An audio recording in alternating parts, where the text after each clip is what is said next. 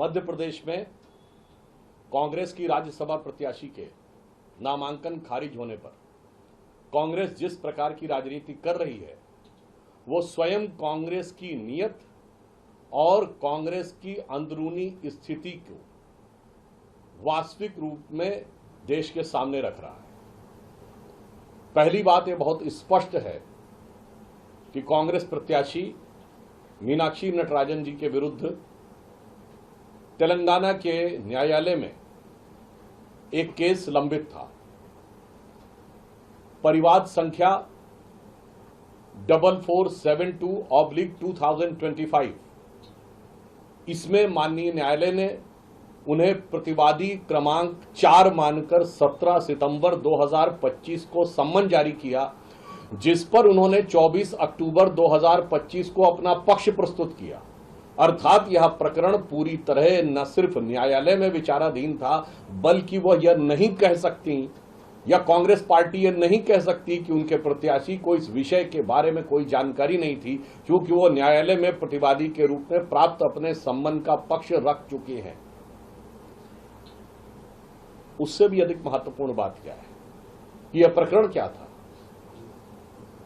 यह स्वयं तेलंगाना की एक महिला कांग्रेस कार्यकर्ता के द्वारा तेलंगाना के कांग्रेस नेता के विरुद्ध उनके शोषण और उनके साथ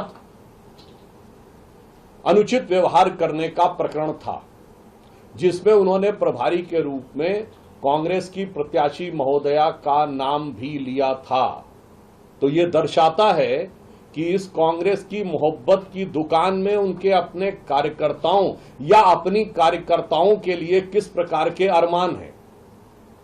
मैं कांग्रेस से पूछना चाहता हूं कि महिला सम्मान की इतनी बड़ी बात करने वाले लोग जब ये कह रहे हैं कि इस प्रकरण को संज्ञान में नहीं लिया जाना चाहिए, तो क्या वो मानते हैं कि उनकी महिला कार्यकर्ताओं के सम्मान का कोई स्थान नहीं है, इसलिए उन्हें लगता है कि यह प्रकरण संज्ञान में लाने योग्य नहीं है। परंतु वैधानिक दृष्टि से हर प्रत्याशी को अपने विरुद्ध चल रहे किसी भी प्रकरण की जानकारी देनी होती है। अब मैं कांग्रेस से प्रश्न पूछना चाहता हूं। पॉइंट नंबर 1, तेलंगाना में आपकी सरकार है, आप क्यों नहीं लिखवा कर दिए कि यह प्रकरण समाप्त हो चुका है। पॉइंट नंबर 2, आज भी तेलंगाना में आपकी सरकार है, यह प्रकरण क्या तेलंगाना सरकार ने समाप्त कर दिया है या न्यायालय ने समाप्त कर दिया है, यह स्पष्ट क्यों नहीं किया जा रहा है। और हमारे नेताओं ने यह बताया है, मध्य प्रदेश के नेताओं ने, कि यह खासो खुसूस जानकारी मोहब्बत की दुकान के अंदर बैठे हुए ही किसी उन्हीं के हमराज हमसाया ने यह साजो सामान दिया है। अब हम प्रश्न पूछना चाहते हैं कि कांग्रेस प्रत्याशी ने, कांग्रेस पार्टी ने कोई बैकअप प्रत्याशी क्यों नहीं रखा। अक्सर एक बैकअप प्रत्याशी रखा जाता है जो नामांकन वापस के दिन नामांकन वापसी करके स्थिति को स्पष्ट कर देता है। और इसके साथ हम यह भी पूछना चाहते हैं कि क्या कांग्रेस को ऐसा तो नहीं लगता था कि अपनी हार अवश्यंभावी देखकर उन्होंने जानबूझकर इस प्रकार का फॉर्म भरा ताकि उनकी दावेदारी भी खारिज हो जाए और उन्हें तोहमत लगाने का मौका भी मिल जाए। चूंकि इस समय तमाम विपक्षी दलों में वस्तु स्थिति यह है कि अपने ही कार्यकर्ताओं पर, अपने ही नेताओं पर, अपने ही सांसदों पर, अपने ही विधायकों पर न विश्वास रह गया है, न नियंत्रण रह गया है।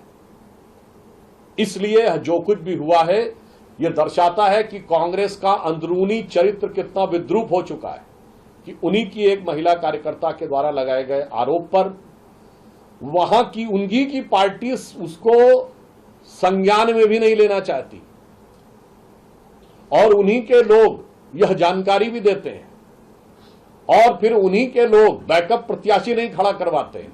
और मैं यह पूछना चाहता हूं, कांग्रेस में तो बड़े बड़े दिग्गज वकील हैं जो तमाम निर्णयों को उलटवा देते हैं, रात में सुप्रीम कोर्ट खुलवा देते हैं, वो ये टेक्निकल चीज नहीं देख पाए। इसका मतलब ये मामला टेक्निकल नहीं था, ये मॉरल था। तो मैं सिर्फ कांग्रेस से अपने पुनः यह प्रश्न दोहराता हूं कि पहली बात, क्या ऐसा प्रकरण था या नहीं, और था, और इस पर जब न्यायालय में पक्ष रखा गया तो उसे मेंशन क्यों नहीं किया गया। नंबर 2, तेलंगाना में आपकी सरकार है, उसने स्पष्टीकरण क्यों नहीं दिया। और नंबर 3, आपने बैकअप प्रत्याशी नहीं खड़ा किया। नंबर 4, क्या कांग्रेस के नेताओं ने ही जानबूझकर यह गलती तो नहीं होने दी, जिनका काम इस नामांकन पत्र की जांच करना था। तो इसलिए कांग्रेस को मैं एक पंक्ति में कहना चाहूंगा कि बड़ी अजीब है आदत इनकी, बड़ी अजीब है आदत इनकी कि सच छुपाना इनकी फितरत है, और जब सच सामने आ जाए तो तोहमत दूसरे पे लगाने की भी हिम्मत है।